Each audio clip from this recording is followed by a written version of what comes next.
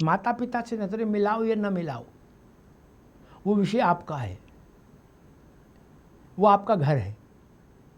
लेकिन देश 150 करोड़ लोगों के की साझी व्यवस्था का नाम है, वहां ये नहीं चल सकता। और जो लोग इस वक्त धीमी आवाज में बोल रहे हैं मनी मन, ताकि कोई सुन भी न ले डर के मारे, उनसे भी मैं कहूंगा कल आपके नेता को माँ बहन की गाली ऐसी ही दी जाएंगी तो आप क्या मुंह दिखाओगे, कहां जाओगे? नेता आपके लट्ठे देगा कि जाओ दुबे जी गदर करो, तब नेता तो डांटेगा कि जाओ गदर करो, आग लगा दो पूरे गुलशन में, मुझे गाली दी जा रही है। मैं फिर कह रहा हूं, इस मेरे शब्दों को ध्यान से सुन लीजिए। जो मोदी से नहीं डरे, क्या वो आप सब लोगों के साथ क्या करेंगे जिस दिन नाराज हो गए वो मुफ्ती साहब? अल्लाह की पनाह मांगिए, अल्लाह की, उनके अलावा कोई बचा नहीं पाएगा। जिस दिन वो सम्मान करने पे आ जाएंगे, ऐसी गालियां राष्ट्र ने कभी नहीं सुनी। मेलोनी का क्या ले, मेलोनी ने पर्चा आउट कराया था, बताओ दुबे जी, मेलोनी ने पर्चा आउट कराया था। इटली के प्रधानमंत्री आए थे यहां पर्चा आउट कराने, वो नीट में इम्तिहान दे रही थी, उनके साथ अश्लीलतम टिप्पणियां। मेंटल हो क्या यार सब लोग? आपकी मूर्खता में भारत और इटली के संबंधों की स्थिति हो जाए, अकल ही नहीं। और बता रहे हम लोकतांत्रिक अधिकार है हमारा। कोई लोकतांत्रिक अधिकार नहीं भाई। किसने कह दिया मां बहन की गाली देना लोकतांत्रिक अधिकार है? Who said this? जो लोग संविधान की छोटी वाली किताब लिए घूमते वो दिखाएं हमको किस धारा में लिखा है कि मां बहन की गाली ठीक है, अच्छी है। खैर अनंत अमित जी, मुझे लग रहा है आपकी फील गुड की अवधि 2 ही 4 दिन की थी क्या? जी, मुझे लग रहा है आपका सावन तो उजड़ने वाला है। फिर बड़ी मुश्किल में जान छूटी, राम राम कह के प्रधान जी की बलि दे के, अब वो लड़के कह रहे फिर बैठेंगे जंतर मंतर पर। जी भैया जी, सर्वप्रथम तो जय जय जी श्री राम। भैया, लोकतंत्र में सभी को विरोध करने का अधिकार है, लेकिन कानून तोड़ने का अधिकार किसी को नहीं है और सड़क पर अराजकता फैलाने का अधिकार किसी को नहीं है। और जिस तरीके से ये तिलचट्टा पार्टी लोगों ने, जो आपने कहा कि दोबारा ये बैठने की कोशिश करेंगे, तो मैं आपको बता देना चाहता हूं कि ये तिलचट्टा पार्टी का जंतर मंतर अब टूट चुका है। अब ये जंतर मंतर इनको जिन्होंने दिया था, क्योंकि आज न्यायालय के आदेश आने के बाद, मैंने पहला न्यायालय का जब आदेश आया तो मैं आप ही का ट्वीट पढ़ रहा था, तभी मैंने बाकी चीजों को भी पढ़ा। तो न्यायालय ने, सुप्रीम कोर्ट ने जिस तरीके से आज कहा है और कहने के बाद, उसके बाद लोकसभा में आज जिस तरीके से बिल पे चर्चा शुरू हुई और विपक्षी दलों की हताशा भी ये बता रही थी, पार्लियामेंट इस पे सुप्रीम कोर्ट के आदेश के बाद उनको भी थोड़ी बहुत जानकारी हो गई होगी। और उसके बाद भैया जी, अभी तक 2853 लोग आइडेंटिफाई किए गए हैं पूरे जंतर मंतर के आंदोलन के दौरान में, जिसमें आपको जान के बड़ा आश्चर्य होगा, हत्या के 101 मुजरिम हैं। इसके बाद डकैती के लगभग 284, हत्या के प्रयास के 62, आर्म्स एक्ट के 229, रेप के 61 और अपहरण के 19 और पोक्सो के 6 लोग हैं। ये बता रहा है कि यह आंदोलन कैसे चल रहा था। और सुप्रीम कोर्ट ने यह कहा कि 18 वर्ष तक के विद्यार्थी जो भी होंगे, अगर उन पे कोई, जैसा कि आपने ही बताया, लेकिन 18 वर्ष से ज्यादा के और तमाम प्रदेशों में, हम तो विपक्ष के लोगों से यह भी पूछना चाहते हैं, आपने बड़ा अच्छा बात किया, अभी हम लोग जहां भी जाते हैं हर जगह यही चर्चा होती है कि जितनी गालियां दी गई, आज तक बहुत सारी गालियां हम लोगों ने सुना नहीं था। एक बार तो चाहिए कि चैनलों को गालियों पर ही एक बार डिबेट करा लिया जाए, उन नई नई गाली जो सीख कर आए थे लोग। तो इस तरह की, मतलब हम लोगों ने कभी कल्पना नहीं की थी, कल्पना से पड़ी। लेकिन विपक्ष से आज लोग ये भी जानना चाहता है मुद्दों की बात में। आज झारखंड में जेपीएससी एसएससी को लेकर पूरा पिछले एक हफ्ता से पूरे विद्यार्थी सड़कों पर है। कांग्रेस और झामुमो की सरकार है, कांग्रेस उस पर जवाब देगी क्या? क्या मधु बंगारप्पा का इस्तीफा मांगेगी क्या कांग्रेस, जो कर्नाटका में 80 लाख रुपए में पेपर बेच रहा था? और आज एक कांग्रेस के मित्र, इससे पहले मैं डिबेट में था, उन्होंने कहा संशोधन पे 50 लाख रुपए आ रहा है, पहले 10 लाख था। अरे साहब, जो 80 लाख रुपए में पेपर बेच रहा है वो 10 लाख दे ही देगा, तो उसका क्या जाएगा? कुछ नहीं जाएगा। तो 24 के बाद जो 26 में संशोधन है, उसके बाद 24 के बाद भैया जी 45 लोग अभी सलाखों के पीछे हैं। कल सुप्रीम कोर्ट में डेट था, डेट के बाद, फास्ट ट्रैक बनने के बाद तमाम विपक्षी दल के नेताओं ने कल कहना शुरू किया कि सुप्रीम कोर्ट में लॉयर नहीं पहुंचा सीबीआई का। साहब उसकी एक प्रक्रिया होती है, अच्छा हुआ नहीं पहुंचाना, और 3 दिन ज्यादा जेल में रहेगा वो। उसके बाद 3 तारीख की डेट है। तो सरकार बच्चों को लेकर, छात्रों को लेकर, युवाओं को लेकर बिल्कुल सजग है। लेकिन जिस तरीके से ये तिलचट्टा पार्टी के लोगों ने एक नई संस्कृति इस लोकतंत्र की धरती पर प्रारंभ किया है, हमें लगता है ये किसी भी दल के लिए मान्य नहीं होना चाहिए। इस सभी दलों को इसका विरोध करना चाहिए जिस तरीके से उनकी प्रवृत्ति चली आ रही है। लेकिन यहां पर क्या है कि विपक्ष को बार बार गोल पोस्ट चेंज करने की आदत सी पड़ी हुई है, कभी सभी को अपनी अपनी पड़ी हुई है। मुख्य मुद्दा भैया जी, आपने पहले दिन ही कहा था कि पूरे विवाद के पीछे ये 27 का उत्तर प्रदेश का चुनाव है, सभी की नजरें उत्तर प्रदेश के चुनाव पे टिकी हुई है। ये भारत के राजनीति के तमाम दल के लोग भी समझ रहे हैं, और तमाम ऐसे विपक्षी दल जो माननीय अखिलेश यादव जी जैसे व्यक्ति भी इतने इतने ज्यादा मतलब हतोत्साहित हो जा रहे हैं, कभी उत्साहित हो जा रहे हैं। जैसे उनके बयान, अभी मैं पार्लियामेंट के अंदर उनका बयान सुन रहा था, लोकसभा में जो अपनी भाषण दे रहे थे, तो वहां भी उनकी कभी हताशा बता रही थी, कभी उनको लग रहा था कि बहुत हम उत्साहित हो जा रहे हैं। तो आपको यह तय करना पड़ेगा कि लोकतंत्र में किस तरीके से राजनीति करनी है, राजनीति की सुचिता क्या होती है, सुचिता के आधार पे आपको जाना पड़ेगा। तमाम लोग कह रहे हैं कि साहब समाजवादी पार्टी के लोगों के पास तो अपना आवाज भी नहीं होता था, जयप्रकाश नारायण जी के पास अपना घर भी नहीं था। ये कैसा युवा समाजवादी पार्टी का नेता है कि 45 करोड़ अपने नाम से, 45 करोड़ पत्नी के नाम से इलेक्शन कमीशन के एफिडेविट में डालता है? ये पैसे आ कहां से रहे, ये करते क्या है, कौन सा व्यापार करते हैं? अब तो युवा ये भी जानना चाहता है ना ऐसे लोगों से। और आपने सही कहा था, तमाम लोग कहें कि साहब यहां जाएंगे वहां जाएंगे। हमारी सरकार ने एक उत्तर प्रदेश का प्रयागराज का एक भाजपा का पट्टा लगाकर जैसे विद्यार्थी से बात कर रहा था, हमारी सरकार को पता चला आज उस सलाखों के पीछे हमने काम करने का काम किया। हमारी सरकार ऐसी है, उत्तर प्रदेश की सरकार, कोई भी हो बस नहीं जाएगा। ठीक है दुबे जी, एक मेरी बात समझ में नहीं आई। पहले कहा यह गया कि भाई जितने भी बवाली हैं जंतर मंतर पर, क्या ये सब भाजपा के लोग हैं, कहा गया ना। विपक्ष ने भी कहा और कॉकरोच वाले ने भी कहा। तो जब भाजपा के लोग हैं तो ये जेल न जाएं, ये पिटे नहीं, इनके हाथ पर न तोड़े जाएं, इसकी मांग क्यों की आप लोगों ने? कि एक भी आदमी के खिलाफ मुकदमा होगा तो हम फिर से अनशन करेंगे। अरे भाजपा ही है, इनको पिटने दो। दुबे जी,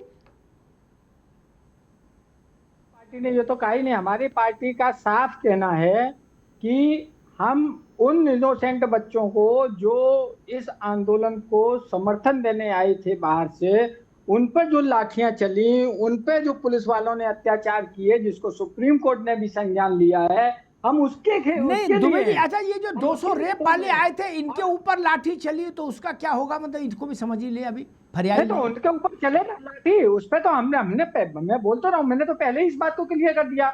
जितने भी अराजक तत्व हैं इनका हिसाब किताब करे सरकार, और हिसाब किताब करने के साथ साथ वीडियो भी जाहिर करे कि इनको हम हिसाब किताब किस काम में हिसाब किताब कर रहे हैं, वो भी जाहिर करे ना। और उन पुलिस वालों को भी, उन पुलिस वालों का भी हिसाब होना चाहिए, और उसके साथ वीडियो आना चाहिए कि इन पुलिस वालों को ये कामों के लिए इनका हिसाब किताब किया जा रहा है। दोनों के साथ हो न्याय दोनों के साथ हो, ताकि ये ना कहा जाए कि नहीं इनका तो वीडियो दिखा दिया और इनका वीडियो नहीं दिखाया। इसलिए मैं कहता हूं कि जितने भी ऐसे थे जिन्होंने, और अभी चलो ये बात छोड़ दो, वो नंदिता नारायण का क्या किया है? कोई काम किया उसने? उसकी पेंशन रोकी इन्होंने? पेंशन रोक देते आप, आपके सरकार, दिल्ली सरकार आपके अधीन है, आपने क्या किया? लेकिन नहीं किया ना। और ऐसे कितने अराजक तत्व आए थे। चलो एक पॉलिटिशियन आता है, वो तो अपनी नेता नगरी के लिए उल्टा सीधा बोल सकता है, लेकिन वो भी एक दायरे के अंदर, बाद बाकी उसको भी कानून का मुकाबला करना पड़ेगा, ऐसा तो नहीं है। लेकिन इस तरीके के लोग आएंगे, गालियां देंगे और अपना वो करेंगे, तो ये मान्य नहीं है। और ये बात जो आप बोल रहे हो, दुबे जी आज पप्पू यादव संसद में लोग लाठी लेके घुसने की कोशिश कर रहे थे। पप्पू यादव जो सांसद हैं और अनुभवी सांसद हैं, पति पत्नी दोनों अनुभवी हैं, सांसद हैं, वो लाठी लेके घुसने की कोशिश कर रहे थे। सिक्योरिटी वालों ने कहा कि चाचा हमारी नौकरी पर रहम करो यार, है ये क्या ड्रामा है, तो लाठी लेके जाओगे? क्या हो गया है? अगर सिक्योरिटी वालों ने आज रोका था तो उस दिन भी सिक्योरिटी वालों को रोकना चाहिए था, जिस दिन एलओपी और कांग्रेस के सांसदों ने प्रधानमंत्री रेसिडेंस पे धरना दिया था। क्यों नहीं पुलिस ने रोका? क्यों नहीं रोका? सवाल तो वहां भी उठना चाहिए ना। अब आप बोल रहे हो अच्छा, कि एक पुलिस बार वालों एक ने काम करो रोका। दुबे जी, एक काम करो, हम आपको एक सलाह देते हैं मित्र, आप एक बार अखिलेश जी से कहो कि एक बार भैया हम लोगों को भी प्रधानमंत्री निवास के बाद धरना चेक कर लेना चाहिए, देखें हमें करने देते हैं कि नहीं। चेक कर लो, बना लो कल ही कार्यक्रम, मौसम भी अच्छा है। मेरे बोला कि सिक्योरिटी क्या कर रही थी भाई? अरे एक बार सिक्योरिटी और, कहाँ थी? अरे भाई एक बार और टेस्ट कर लो ना, टेस्टर लगा के। धर्मेंद्र यादव और अखिलेश जी सब लोग चले जाओ कल और बैठ जाओ। नहीं, हमें जिस दिन टेस्ट करना होगा वो भी कर लेंगे, और कर ही लिया है। ऐसा तो नहीं है कि नहीं किया। हाँ भाई, किया तो सही है। नदीमुद्दीन साहब कुछ कहना चाहिए। नदीमुद्दीन साहब, मसला वही है कि ऐसा लग रहा है कि दुनिया भर के लुच्चे वहीं आ गए थे, अपराधी नहीं। पार्टी को लाया कौन, लाने वाला कौन? मैं कह रहा हूं कि अगर ये बच्चे गालियां दे रहे हैं तो कहां से एजुकेशन लिए हैं? एजुकेशन का इनका स्तर क्या है? अभी मैं कह रहा हूं कि देश के प्रधानमंत्री हैं, वो सबके प्रधानमंत्री है, 140 करोड़ के लोगों के प्रधानमंत्री है। आप आंदोलन करिए और आंदोलन खड़ा करिए, जयप्रकाश नारायण से लेकर के अन्ना हजारे का आंदोलन, टिकैत का आंदोलन, लोगों ने ये देश आंदोलनकारियों का है, अंग्रेजों के खिलाफ आंदोलन हुआ, ये देश आंदोलनकारियों का था, आनंद और आंदोलन होता रहा। मैं कहता हूं कि मैं अभी आपको मैं बता रहा हूं कि वीपी सिंह के खिलाफ अभी ये जो प्रवक्ता बैठे हैं, इनकी कितनी मेमोरी है मुझे ना दे। पीएम में पास करेंगे, वीपी सिंह को टेस्ट करेंगे, जब भी तो वही बच्चे थे, उसी तरह के स्टूडेंट थे। तो मैं कहता हूं गाली गलौज करने वालों को जेल के सलाखों में डाल करके कड़ी कार्रवाई करिए, मगर हमारे वो जो बच्चे हैं, छात्र हैं, वो देश का भविष्य है, उसमें कोई साइंटिस्ट है, कोई डॉक्टर है, कोई इंजीनियर है, उनका हमको ख्याल करने की जरूरत है। 2014 के बाद अपोजिशन ने कोई आंदोलन खड़ा नहीं किया। मुफ्ती साहब, आप मुफ्ती हैं, मुफ्ती साहब अब ये काकरोच पार्टी का सपोर्ट लेकर के आंदोलन का हिस्सा बन रहे, तो इसका वेलकम करना मुफ्ती साहब, मैं ये कहूँगा अनंत अमित हैं, एसके दुबे हैं, अंकुर हैं, इनको छोड़ो, ये लोग तो राजनीति कर रहे हैं।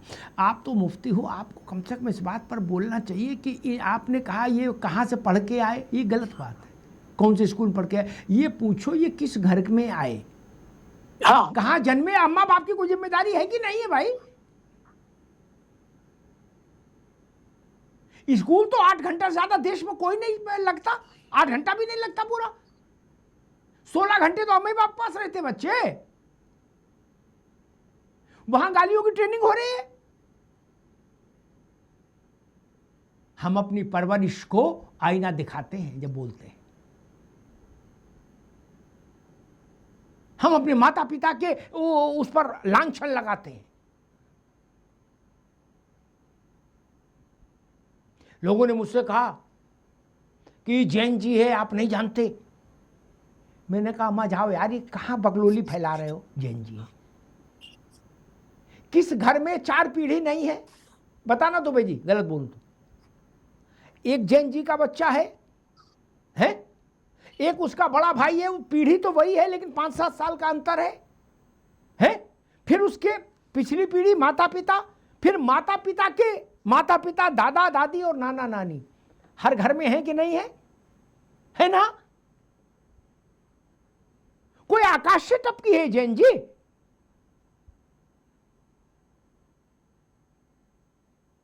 मुझे उम्मीद थी कि मुफ्ती साहब इस बात पर कहेंगे कि परवरिश पर गौर करना चाहिए। राजनीति आती जाती रहेगी, आज भाजपा है कल नहीं रहेगी। मैं तो हैरान, जिस मेलोनी का कोई लेना देना नहीं हिंदुस्तान की राजनीति से, नीट से, उसकी मावैन कर दी आप लोगों ने और हंस रहे हैं। क्या कह रहा है वो उसका कॉकरोच पार्टी का चीफ स्पोक्स पर्सन, क्या कह रहा है हंसते हुए?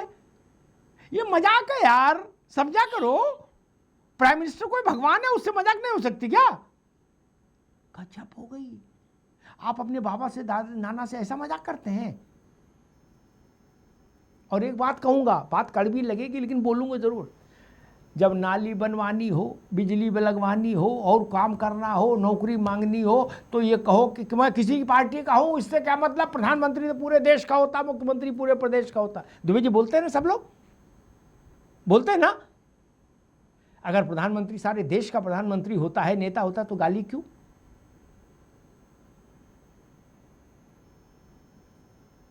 तब गाली क्यों? इस देश में विरोध और असहमति और आंदोलन का इतिहास रहा है। राम मनोहर लोहिया से ज्यादा आक्रामक विरोध कौन करता था? मुफ्ती साहब, उनका भाषण पढ़ लीजिए, कभी मां का ढाका है उसमें? बिल्कुल बिल्कुल सही। जवाहरलाल नेहरू से जब बाहर मिलते थे तो सम्मान के साथ मिलते थे। इस देश में इसका भी गौरव रहा है। हमने 40 साल पार्लियामेंट कवर की। सोमनाथ चटर्जी, इंद्रजीत गुप्ता, अटल बिहारी वाजपेयी, भूपेश गुप्ता, चंद्रशेखर, मधुलिमय, नारायण दत्त तिवारी, अद्भुत वक्ता, लेकिन कभी मर्यादा का उल्लंघन नहीं, आरोपों में कभी कमी नहीं रखी। मधुलिमय बोलते थे सरकारें कांपती थी, लोहिया बोलते थे जवाहरलाल जी को संकट हो जाता था, भूपेश गुप्ता बोलते थे इंदिरा गांधी पसीने पसीने हो जाती थी, लेकिन गाली गलौज नहीं होता। बड़ी और कड़ी बात कहने के लिए गाली देना जरूरी नहीं। गाली देना उनके लिए उन्हीं की मजबूरी है जिनके पास बात नहीं है अच्छी। अच्छा, को मान लीजिए अंकुर, आप वकील हैं, कल को ऐसी स्थिति हो जाएगी, ये जो नई पीढ़ी है वकालत करने जाएगी, वकालत करके जाएगी, तो ये कहेंगे ब्रो मैं तो ऐसे बोलता हूँ, तो वकील और जजों के साथ भी माँ का ढाका शुरू कर देंगे कि जज तुम्हारी माँ का और वकील तुम्हारी माँ का। सर तत्काल अवमानना हो जाएगी। नहीं, मैं वही समझ, अगर कहीं लगाम नहीं होगी, छोड़ो मोदी को, वकील जाएंगे तो क्या होगा? और एक बात अंकुर जी, फिर आपकी टिप्पणी लूंगी, एक बात और कह दूं, मन में आई गई। मैं तो व्यवहारिक आदमी हूं मुफ्ती साहब। ये जंतर मंतर का सुरक्षा कवच था मेरे लाल, है? किसी पुलिस चौकी में जाके बोल के देख लो। अभी सारा लोकतंत्र, संविधान है, सिविल लिबर्टी सब समझ में आ जाएगी 5 मिनट में। दुबे जी गलत तो नहीं कहा? किसी दरोगा से, सिपाही से